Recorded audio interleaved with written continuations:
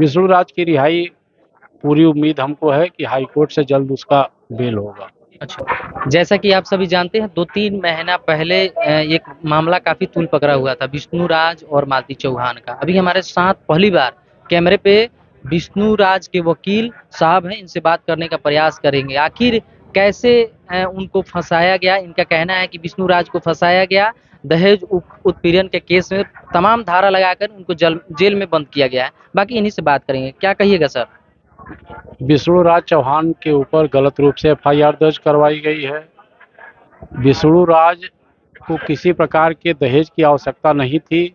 उसकी शादी जब हुई थी तो मंदिर में शादी किया गया था। जैसा कि उसके ससुर भी अपना बयान दिए हैं पुलिस के सामने कि हमने अपनी लड़की मालती चौहान की शादी तामेश्वरनाथ मंदिर में किया था। जो व्यक्ति मंदिर में शादी कर रहा है और विष्णु चौहान और मालती चौहान का शादी के पहले भी बातचीत फ़ोन पे होती थी, यह भी बात केस डायरी में आई है। तो जो आदमी मंदिर में शादी करेगा वो आदमी दहेज के रूप में नहीं कुछ देना रहता है तभी वो मंदिर से शादी करता है, नहीं तो अपनी शादी अपना घर से करता। इसलिए दहेज वाली बात पूर्ण रूप से गलत है।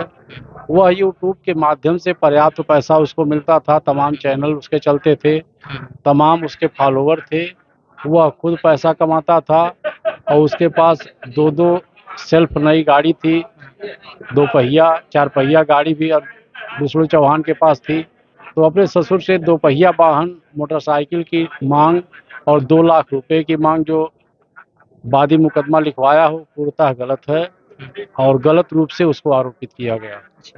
क्या लगता है कब तक विष्णु राज जेल से रिहा हो पाएंगे? विष्णु राज की रिहाई पूरी उम्मीद हमको है कि हाई कोर्ट से जल्द उसका बेल होगा।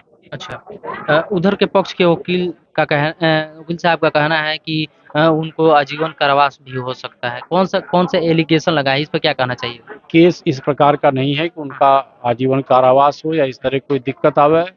न्याय के ऊपर हमको पूर्ण रूप से भरोसा है और हमारे मौकिल को देर भले हो रहा है लेकिन न्याय उसको निश्चित रूप से मिलेगा। कौन सा एलिगेशन लगा हुआ है?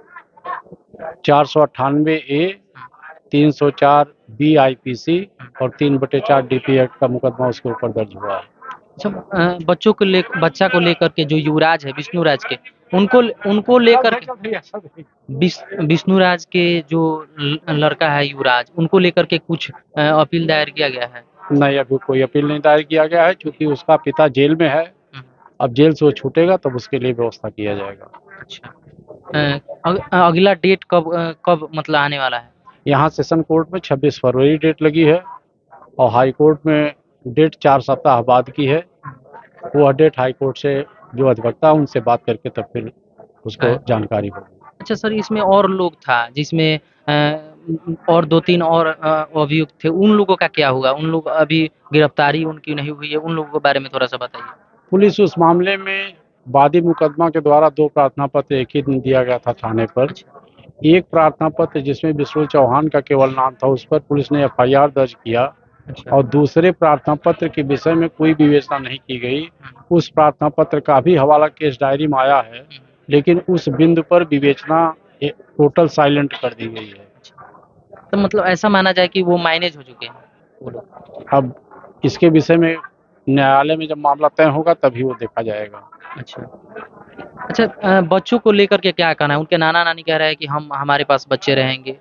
उधर के पक्ष का वकील का कहना है कि एक अपराधी के पास कैसे बच्चे को रहने दिया जाएगा? जब तक न्यायालय से कोई व्यक्ति दोषी नहीं साबित होता है तब तक किसी को अपराधी न न्यायालय मानती है न हम आप मान सकते हैं। जब तक उसका दोष सिद्ध नहीं होगा तब तक वो आदमी निर्दोष माना जाता है। आप किस तरह देखते हैं इस मामला को?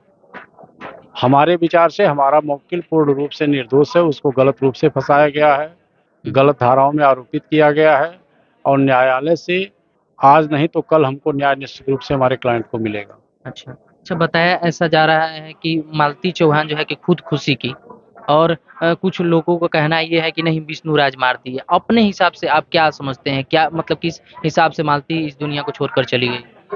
मालती चौहान मात्र केवल अर्जुन वर्मा के प्रताड़ना उसके बहकावे में आकर के जो है उसने इस तरह का कदम उठाया।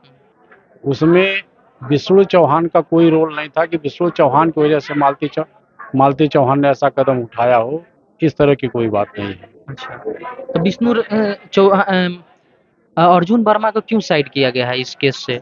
अब इसका जवाब तो विवेचक दे सकते हैं कि साइड क्यों किया गया। अच्छा, अभी आप लोग कभी तर्क दिए नहीं हैं और उनको क्यों साइड किया गया? अभी तो मामला मुकदमा अभी स्टार्ट हुआ है न्यायालय में, धीरे धीरे कार्रवाई जो भी आएगा उसको डिफेंस किया जाएगा। अच्छा, विष्णु राज का क्या कहना है कि क्या उसमें सम्मिलित थे अर्जुन वर्मा की नहीं थे? उनसे कभी बात हुई इसको लेकर के? विष्णु राज से 2-3 बार हमारी मुलाकात? पेशी पे मुलाकात हुई है। विष्णु वर्मा पूर्ण रूप से अपने आप को बता रहा है कि हम निर्दोष हैं, विष्णु राज हमको हमको नाजायज रूप से इस मुकदमे में फंसाया गया है। नाजायज रूप से। क्या कहिएगा कब तक दर्शक जो उनके फॉलोअर है 72 लाख के करीब हैं जो फॉलोअर, उनसे उन लोगों से क्या कहिएगा कब तक आशा रखें कि वो निकल जाएंगे?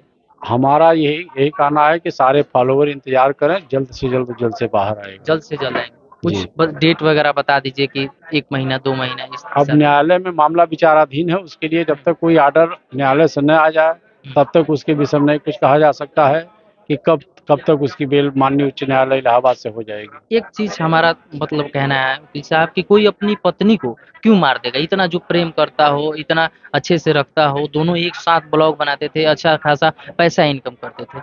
हमारी वादी वादी मुकदमा के अनुसार 5 साल शादी भी हो गया, उसका 2 साल का बच्चा है। हम्म, अब तक इन लोगों का लाइफ काफी अच्छे से चल रहा था। बीच में खलनायक का काम अर्जुन वर्मा किया। अर्जुन वर्मा जब से इस मामले में उसकी संलिप्तता हुई, उसके साथ वो भग भी गई थी मालती चौहान, संबंध रहा उनका। संबंध रहा उनका, तब से इस मामले में टोटल जो है दोनों मालती चौहान और अर्जुन वर्मा, ये दोनों लोग आपस में मिल करके किस तरह से दोनों लोगों में क्या वार्ता हुई, वह मोबाइल से कॉल डिटेल से सब क्लियर हो जाएगा। मोबाइल का कॉल डिटेल पुलिस ने दिया नहीं, उसके लिए न्यायालय से कार्रवाई की गई है। आगे भी उस पर बहस होगा, न्यायालय से उस कॉल डिटेल को हम मंगवाएंगे और जो मुख्य दोषी है उसको न्यायालय तलब करेगी। अच्छा, सर एक और चीज जो उनके ऊपर एलिगेशन लगाया जा रहा है दहेज का, तो वो उनके पास खुद गाड़ी था, घर था, बाइक था, सब चीज था, तो वो आदमी और महीने का अच्छा खासा इनकम 3-4 लाख रुपया महीने का कमा लेता था, वो आदमी क्यों कहेगा कि हमको 1-2 लाख रुपया चाहिए दहेज में? ऐसा आपको मतलब विश्वास हो रहा है? नहीं, टोटल हमको ऐसा विश्वास नहीं है कि वह दहेज के लिए अपनी पत्नी को कुछ कहा हो, मारा पीटा हो।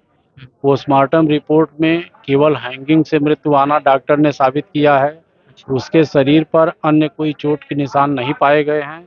इसलिए हमारे मौकिल का किसी प्रकार से इस मुकदमे में संलिप्तता नहीं पाई जा रही है और मौकिल को हमारे न्याय निश्चित रूप से मिलेगा। निश्चित रूप से मिले। हमारे साथ थे वकील साहब रविनाथ पांडे जी बात करने के लिए। अभी हम लोग संत कबीर नगर जिले में हैं, कोर्ट के प्रांगण में जहाँ पे वकील साहब लोग बैठते हैं, कोर्ट यहाँ से देखते हैं, अपने उनके टेबल पे हम लोग मौजूद थे।